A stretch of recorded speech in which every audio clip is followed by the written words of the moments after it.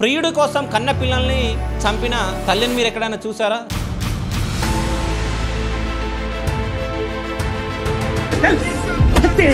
ప్రియుడి కోసం ఆ పిల్లల్ని ఎట్లా చంపబుద్ధి అయింది అసలు ఈమెకి?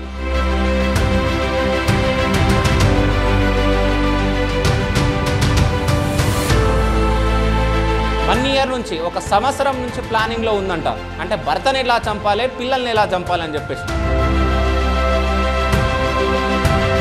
ఇప్పుడున్న సమాజంలో ఎంతో మందికి పిల్లలు లేకుండా అసలు ఎన్ని గుడులు గోపురాలు, అసలు ఎన్ని హాస్పిటళ్ళు, అసలు ఎక్కడెక్కడ తిరుగుతున్నారో వాళ్ళకి తెలుసు, పిల్లలు లేని వాళ్ళు. సో పోలీస్ స్టేషన్ నుంచి వాళ్ళని కార్లో తీసుకెళ్లేటప్పుడు అసలు ఆమె దమ్ము ధైర్యం చూడాలి మీరు, ఆమె వాకింగ్ చూడాలి, అసలు ఎట్లా నడుచుకుంటూ వెళ్తుంది అనుకుంటున్నావు లోపలికి.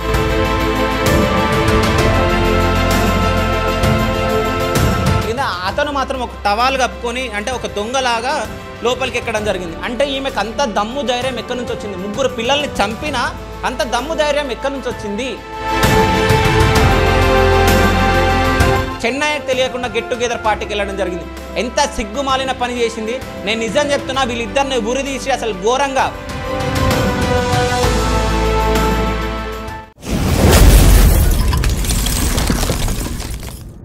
పర్సనల్ ఇంటర్వ్యూస్ కి మరియు వ్యాపార ప్రకటనల కొరకు సంప్రదించండి. Hi, welcome to Shiva studios. నేను మీ శివ చౌదరి. తస్మా జాగ్రత్త. మీ భార్యలను గెట్ టుగెదర్ పార్టీలకు పంపిస్తున్నారా? 10th క్లాస్ కానీ ఇంటర్ కానీ గెట్ టుగెదర్ పార్టీలకు పంపిస్తే అసలు ఏం జరుగుతుందో తెలుసా? సో ఈ స్టోరీ వింటే మీకు అర్థమవుతుంది. సో తప్పక చూడండి, ఈ ఫుల్ స్టోరీ మొత్తం వినండి, సో మీకే అర్థమవుతుంది. బట్ ఈ స్టోరీ విన్న తర్వాత మీరే ఒక కంక్లూజన్కి రాబోతున్నారు. అనగనగనగనగా సంగారెడ్డి జిల్లా అమీన్పూర్ మండలం బిరంగూడ గ్రామం దగ్గర రజిత అనే మహిళ కసాయి తల్లిగా మారి ముగ్గురు పిల్లల్ని చంపడం జరిగింది. సో ఆ ముగ్గురు పిల్లల్ని ఎందుకు చంపిందో తెలుసా? సో ప్రియుడు కోసం.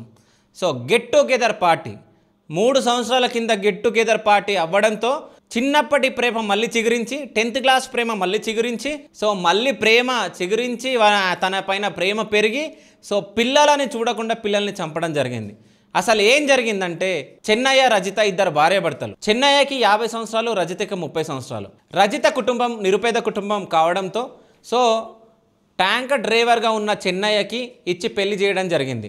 సో చెన్నయ్యకి ముందే పెళ్లి కావడం జరిగింది. ఒక 1 ఇయర్కి తన భార్య చనిపోతే సో రెండో భార్యగా రజితను పెళ్లి చేసుకోవడం జరిగింది. సో అది కూడా పెళ్లి చేసుకునేటప్పుడు సో మీకు రెండో పెళ్లి కాబట్టి మా కూతుర్ని మీకు ఇచ్చి చేస్తున్నాం కాబట్టి మా కూతురు పేరు పైన కొంచెం పొలం కానీ ఇల్లు కానీ రాసేయండి అని అడగడంతో సో అది మొత్తం రాసేయడం జరిగింది చెన్నయ్య. దాని తర్వాత ముగ్గురు పిల్లలు పుట్టడం జరిగింది. సో పిల్లలు పుట్టి వీళ్ళకు పెళ్ళయి 13 సంవత్సరాలు అవుతుంది, 13-14 సంవత్సరాలు అవుతుంది.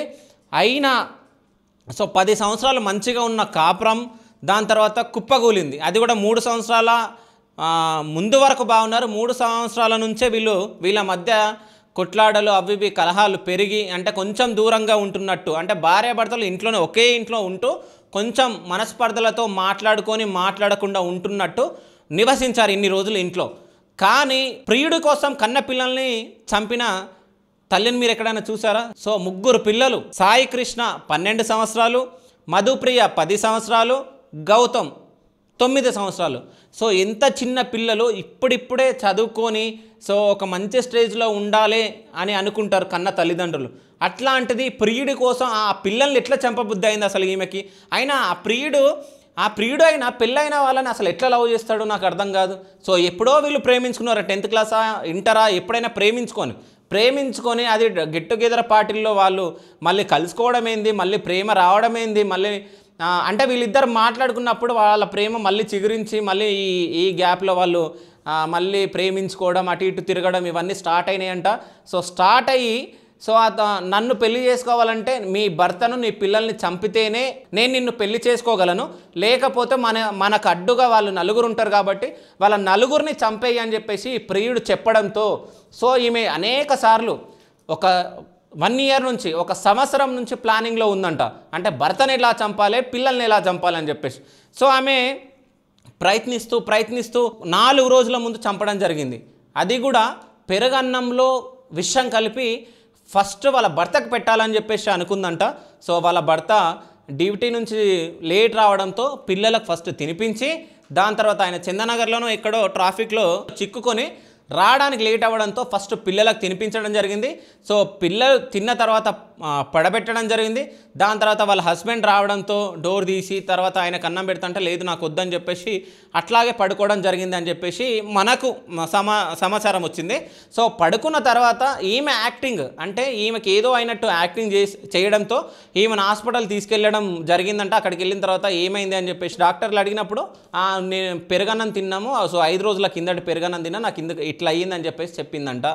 సో దీంట్లో వాస్తవం అస్సలు లేదు, కానీ ఈమె అబద్ధం చెప్పిందని చెప్పి అక్కడ ఉన్న డాక్టర్స్కి వాళ్ళందరికీ అర్థమైంది. దాని తర్వాత వీళ్ళ అంటే రజిత వాళ్ళ యారాలు అంటే వాళ్ళ తమ్ముడు భార్య, చెన్నయ్య వాళ్ళ తమ్ముడు భార్య కూడా హాస్పిటల్కి వెళ్ళడం జరిగింది. అసలు ఏం జరిగింది అని అడిగితే సో 5 రోజుల కింద నుంచి మా ఫ్రిడ్జ్లో పెరుగు పెట్టడం జరిగింది, ఆ పెరుగునే మేము తినడం జరిగింది, దానికే ఇట్లా జరిగింది నాకు అని చెప్పేసి మంచిగా మాట్లాడింది అని చెప్పేసి ఆమె చెప్పడం జరిగింది. మంచిగా మాట్లాడింది అని చెప్పేసి ఆమె చెప్పడం జరిగింది. దాని తర్వాత పిల్లలు ఎలా ఉన్నారు అని చెప్పేసి కూడా అడగడం జరిగిందంట. అంటే చంపింది ఈమెనే, చంపింది పెరుగన్నం పెట్టి చంపింది అయినా సో పిల్లలు ఎలా ఉన్నారు అంటే బ్రతికున్నారా చనిపోయారా అని తెలుసుకోవడానికి ఈమె హాస్పిటల్లో ఉండి కూడా అడిగినట్టు మనకు సమాచారం ఉంది. దాని తర్వాత ఈమె యాక్టింగ్ చేయడం మొత్తం అయిపోయింది. దాని తర్వాత పిల్లలు ఎలా ఉన్నారని చెప్పేసి ఇంటి దగ్గరకు వచ్చేసి వీళ్ళ మరిది వాళ్ళ భార్య ఇద్దరు వెళ్ళి లోపలికి చూడగానే ఫస్ట్ అమ్మాయి లోపల రూమ్లో మొత్తం నురుగొచ్చేసి చనిపోయింది. దాని తర్వాత మళ్ళీ ఇంకో రూమ్లో అబ్బాయి చనిపోయాడు. సో వీళ్ళకి విషం ఇచ్చి చంపేసినట్టు మొత్తానికి ఆధారాలు లభించినాయి. దాని తర్వాత ఆమెను అడగడంతో అవును నేనే విషం ఇచ్చి చంపా, సో అది కూడా నా ప్రియుడి కోసం అని చెప్పేసి చెప్పడంతో సో ఇదంతా పోలీస్ ఇన్వెస్టిగేషన్లో బయటికి రావడం జరిగింది. అంటే ఇప్పుడు ఎలా ఉందంటే ఒక ప్రియుడి కోసం కట్టుకున్న భర్తని, సో అంటే ఈ ప్రియుడు 10th క్లాస్ అంటే అంటే ఫస్ట్ నుంచి 10th వరకు చదివిన 10 సంవత్సరాలు, ఆ 10 సంవత్సరాలు ఎట్లా వాళ్ళు నాకు తెలిసే ఈ 1 year or 2 yearsలో అంత మోసం ఎందుకు ఉంటుందో నాకు అర్థం కాదు ఇప్పుడున్న ఈ కాలంలో. సో కట్టుకున్న భర్త 13 సంవత్సరాల నుంచి కట్టుకున్న భర్త ఉన్నాడు. దాని తర్వాత పిల్లలు ఎంత చిన్న పిల్లలు, సాయికృష్ణ 12 సంవత్సరాలు, మధుప్రియ 10 సంవత్సరాలు, గౌతమ్ 8 సంవత్సరాలు, ఇంత చిన్న పిల్లల్ని ఎట్లా చంపాలనిపించింది ఆ కసాయి తల్లికి. నిజం చెప్తున్నా, ఇప్పుడున్న సమాజంలో ఎంతోమందికి పిల్లలు లేకుండా అసలు ఎన్ని గుడులు గోపురాలు అసలు ఎన్ని హాస్పిటళ్ళు అసలు ఎక్కడెక్కడ తిరుగుతున్నారో వాళ్ళకి తెలుసు, పిల్లలు లేని వాళ్ళు. అట్లాంటిది సో అంటే పిల్లలు అంటే మీ హ్యాపీనెస్ కోసం పిల్లల్ని కంటారా, మీ హ్యాపీనెస్ కోసం పిల్లల్ని చంపేస్తారా? ప్రియుడు శివ, సో ఆయనకి ఇంకా పెళ్ళి కాలేదంట. పెళ్ళైన మహిళతో నీకేందయ్యే సంబంధం? సో నువ్వు ఎప్పుడో లవ్ చేసింది అయిపోయింది, పెళ్ళి అయిపోయింది, ఆమెకు 3 పిల్లలు, అయినా మధ్యలో గెట్ టుగెదర్ పార్టీ రావడంతో అక్కడ మీరు మళ్ళీ కలిసి మళ్ళీ ప్రేమ చిగురించి పెళ్ళైన ఆమెను మళ్ళీ పెళ్ళి చేసుకుంటా అని చెప్పేసి ఏదో ఎట్లా చెప్పిండో నాకు అర్థం కాలేదు. కానీ సో ఆమెకు మభ్య పెట్టి అది చేసి నీ భర్తను చంపు, నీ పిల్లల్ని చంపు అని చెప్పేసి చెప్పడం జరిగింది. సో అంటే ఆయన చెప్పడంతో ఈమె సిగ్గు లేకుండా ఎట్లా విన్నది నాకు అర్థం కావట్లేదు. 3 పిల్లల్ని ఎట్లా చంపాలనిపిస్తుంది ఆమెకి? సో 3 పిల్లల్ని అసలు 1 year నుంచి కాపలా కాస్తుందంటే ఎట్లా చంపాలి అని చెప్పేసి ఎంత ఆలోచించి మరి ఘోరంగా పిల్లల్ని పెరుగన్నంలో విషం కలిపి చంపింది. ఇంకో విషయం చెప్తా, సో అక్కడ ఉన్న చుట్టుపక్కల వాళ్ళకి చాలామందికి అంటే పెరుగన్నం పెట్టి చంపిందా లేకుంటే దిండు మొహం మీద పెట్టి ఇట్లా ఒత్తి చంపిందా చాలామందికి తెలియదు. కానీ ఇన్వెస్టిగేషన్లో ఈమెను చెప్పడం జరిగిందంట, నేను విషం పెట్టి చంపినా అని చెప్పేసి చెప్పడం జరిగిందంట. అది కూడా నా ప్రియుడి కోసమే చంపినా అని చెప్పేసి చెప్పడం జరిగిందంట. అంటే వీళ్ళ భర్త మాట్లాడుతూ తను చెప్తున్నాడు, జస్ట్ ఈ కొద్ది రోజుల క్రితం నుంచే మొత్తం ఆమె మైండ్లో మొత్తం ఏదో ఉంది. సో అంటే తను నా పిల్లలైనా చంపకుండా పారిపోయినా పర్వాలేకుంటుండే, అంటే మా బ్రతుకు నేను బ్రతుకుతుంటే నేనుండే నా పిల్లల్ని నేను చూసుకుంటుండే, ఆమె చంపడంతో అసలు నా పిల్లలే లేకుండా అయ్యారని చెప్పేసి ఆయన రోదన చూడాలి. అసలు మరీ పాపం అనిపించింది. బట్ ఎంత అంటే కట్టుకున్న భర్తని మోసం చేయడమే కాకుండా పిల్లల్ని చంపడం, కట్టుకున్న భర్తని చంపడం, అసలు ఒక మనిషిని చంపడానికి అసలు దమ్మెలా ఉంటుంది అంటే ఆ ధైర్యం సరిపోతుందా ఒక మనిషిని చంపాలంటే? ఒక భర్తను మోసం చేయడం, పిల్లల్ని అంటే ఇన్ని రోజుల నుంచి ఆ పిల్లల్ని మోసం చేసింది, భర్తను మోసం చేసింది, అంటే అంత ప్రియుడి పైన మోసం ఏం నాకు అర్థం కాదు. కట్టుకున్న భర్త లేడా మీకు? అంటే ఇప్పుడు రజిత గురించే మనం మాట్లాడుతున్నాం. రజిత అనే మహిళ ఒక్క ఆమెనే కాదు, అంటే ఆమె సిగ్గుమాలిన పని చేసింది రజిత.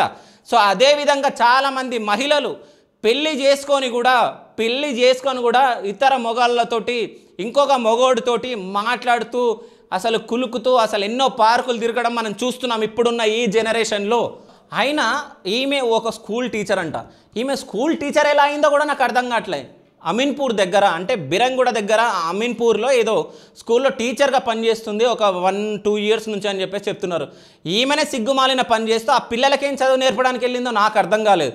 సో అసలు నిజం చెప్తున్నా, పిల్లలు ఎంత బాగున్నారు, చిన్న పిల్లలు. ఆ పిల్లల్ని చంపడానికి ఈమెకి ఎట్లొచ్చింది? సిగ్గు లేకుండా అంటే వాళ్ళ మరిది భార్యకి చెప్తుందంట, అంటే నేనే చంపినా అని చెప్పేసి చెప్పిందంట. సో వాళ్ళ మరిది భార్య, కాదు నువ్వు మంది ఎక్కడి నుంచి తెచ్చినావు, ఎక్కడి నుంచి కొనుక్కొచ్చినావు, అసలు ఎట్లా కలిపినావు, ఎట్లా పెట్టినావు పిల్లలకి అని అడిగితే చంపేసిన అయిపోయిందని చెప్పేసి చెప్పిందంట. ఇంకో విషయం, నేను ఇంతకుముందు ఒక వీడియో చూడడం జరిగింది ఆమెది. సో పోలీస్ స్టేషన్ నుంచి వాళ్ళని కారులో తీసుకెళ్లేటప్పుడు అసలు ఆమె దమ్ము ధైర్యం చూడాలి మీరు, ఆమె వాకింగ్ చూడాలి. అసలు ఎట్లా నడుచుకుంటూ వెళ్తుంది అనుకుంటున్నావు లోపలికి. అంటే కొంతమంది ఎట్లా అంటే సిగ్గుపోయింది అది పోయిందని చెప్పేసి కొంతమంది ఇట్లా ఏదో వేసుకొని కప్పుకొని కార్లు ఎక్కుతారు. ఈమె ఆ విధంగా కాదు, నేను పెద్ద తోపు పని చేసిన అన్నట్టు కార్లు ఎక్కుతుంది. అదేవిధంగా శివని కూడా కారులో ఎక్కించుకోవడం జరిగింది. అతను మాత్రం ఒక టవాల్ కప్పుకొని అంటే ఒక దొంగలాగా లోపలికి ఎక్కడం జరిగింది. అంటే ఈమెకు అంత దమ్ము ధైర్యం ఎక్కడి నుంచి వచ్చింది? 3 పిల్లల్ని చంపినా అంత దమ్ము ధైర్యం ఎక్కడి నుంచి వచ్చింది అనేది నాకు ఒక క్వశ్చన్. అదేవిధంగా ఇప్పుడున్న సమాజంలో మగవాళ్ళకి చాలా మందికి అన్యాయం జరుగుతుంది. సో ఈ మహిళలు అంటే నేను నిజం చెప్తున్నా, ఇప్పుడున్న జనరేషన్లో మగవాళ్ళు ఎంత తప్పు చేస్తున్నారో ఆడవాళ్ళు కూడా అంత తప్పు చేస్తున్నారు. మగవాళ్ళు ఎక్కువ ఏం తప్పు చేయట్లే, ఎక్కువ అమ్మాయిలు మహిళలే తప్పు చేస్తున్నారు. ఇప్పుడున్న జనరేషన్లో అసలు అమ్మాయిలు కానీ మహిళలు కానీ ఎంత వల్గర్గా బిహేవ్ చేస్తున్నారంటే ఈ స్టోరీ ఒకటి నిదర్శనం. ఇట్లాంటి స్టోరీలు చాలా ఉన్నాయి. చాలామంది భర్తలు బయటికి చెప్పుకుంటే ఎక్కడ సిగ్గుపోతుందో అని చెప్పేసి వాళ్ళ కుటుంబాలలోని స్టోరీలు బయట చెప్తే ఎక్కడ పరుగు పోతుందో అని చెప్పేసి మింగలేక కక్కలేక చచ్చిపోతున్న రోజులు కూడా ఉన్నాయి భర్తలు. సో ఎన్నో ఇన్సిడెంట్స్ మనం చూస్తూ ఉన్నాం ఇప్పుడు సొసైటీలో. కొన్ని రోజుల క్రితం అంటే పూర్వకాలం కానీ కొన్ని రోజుల క్రితం కానీ లాస్ట్ జనరేషన్లో కానీ సో ఎట్లా ఉండంటే పోయిన జనరేషన్లో కానీ ఎట్లా ఉండే అంటే సో భార్యను సతాయిస్తున్న భార్యని హింసిస్తున్న భర్తలను మనం చూసినాం. కానీ ఇప్పుడున్న జనరేషన్లో భర్తలను హింసిస్తున్న భార్యలు. సో ఇది బాగా ఎక్కువైపోయింది. అంటే హైదరాబాదే కాదు, తెలుగు రాష్ట్రమే కాదు, ఆల్ ఓవర్ ఇండియానే కాదు, ప్రపంచం మొత్తం. సో మనం ఎన్నో ఇన్సిడెంట్లు మనం చూస్తున్నాం. కావాలని భర్తలను బ్లేమ్ చేయడం, వీళ్ళు ఇంకోటితో తిరగడం, అంటే వీళ్ళు ఎక్కడికో వెళ్తున్నాం అని చెప్పేసి ఎక్కడికో వెళ్ళడం. సో ఇవన్నీ. ఇంకో విషయం ఏంటంటే తిను గెట్ టుగెదర్ పార్టీకి వెళ్ళేటప్పుడు కూడా భర్త చెన్నయ్య అసలు వెళ్ళొద్దు, నువ్వు ఉంటే ఇంట్లో ఉండు లేకుంటే స్కూల్కి వెళ్ళు అని చెప్పేసి చెప్పడం జరిగిందంట. చెన్నయ్యకి తెలియకుండా గెట్ టుగెదర్ పార్టీకి వెళ్ళడం జరిగింది. ఎంత సిగ్గుమాలిన పని చేసింది. నేను నిజం చెప్తున్నా, వీళ్ళిద్దరిని ఉరిదీసి అసలు ఘోరంగా దిశ ఎన్కౌంటర్ ఎట్లా జరిగిందో వీళ్ళని అట్లా ఎన్కౌంటర్ చేయాలన్నది నేను శివ స్టూడియోస్ త్రూ కోరుకుంటున్నా. కానీ నేను ఒకటే చెప్తున్నా, పిల్లలు లేని వాళ్ళు చాలామంది ఉన్నారు. పిల్లలు లేని వాళ్ళు అసలు ఎట్లా కుమిలి ఏడుస్తూ బ్రతుకుతున్నారో తెలుసా. సమాజంలో మింగలేక కక్కలేక అసలు ఎట్టుపోవాలి, ఏదైనా ఫంక్షన్కి వెళ్ళాలంటే అది, ఎక్కడికైనా వెళ్ళాలంటే అది, అంటే ఆడవాళ్ళను కొంచెం బ్యాడ్గా మాట్లాడతారు. ఈమె పిల్లలు పుట్టలే అది ఇది అని చెప్పేసి మగవాళ్ళను బ్యాడ్గా మాట్లాడతారు. ఈ పిల్లల్ని చంపడానికి ఆమె చేతులు ఎట్లొచ్చినాయి? పిల్లలు లేని వాళ్ళ కనిస్తే వాళ్ళు పెంచుకుంటుండే కదా.